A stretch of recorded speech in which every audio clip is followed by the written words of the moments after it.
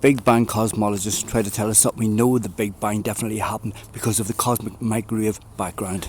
And this is not true. We know from the data now that it definitely can't be from the Big Bang. I'm going to explain why in this video.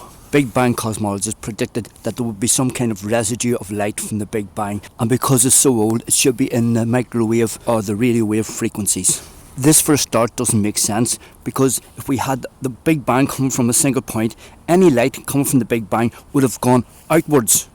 So we wouldn't be able to see it. It would be way beyond our detection. We would never detect it. However, when this microwave radiation was detected in the universe, it was hailed as proof that the Big Bang was definitely true. It was predicted that this radiation would be the same in every direction, same temperature, same colour. And when the microwave radiation was detected for the first time, it was the same colour and the same temperature all over the sky, using the best telescopes that were available at the time. However, as telescopes improved in their accuracy, we found that there were different colours and different temperatures.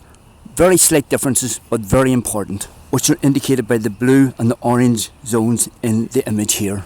When I first came across it, I said that this is resonance in the field, and it should correspond with the intensity of light from galaxy clusters that we detect today. And I was correct, because it does. And the resonance is just like we find in any stringed instrument. There is a resonant frequency which follows any combination of notes as they calm down. A guitar, a piano, a harp all resonate as all the notes combine into a lower resonance frequency. And I'm saying this is what's happening in the field, is we're getting light from galaxy clusters and it's resonating at a certain frequency. Where there's less light coming, there's a lower frequency. Where there's more light coming, it resonates at a higher frequency. And we know that it must be a physical field, because empty space cannot exist. To have any interaction between objects, there must be a constant physical connection. Anything else is telekinesis, pseudoscience. And we can see the field in the creases, like the galactic filaments and the lines coming out from the poles of quasars, which can't be jets, as I explained in another video. And the axis of evil is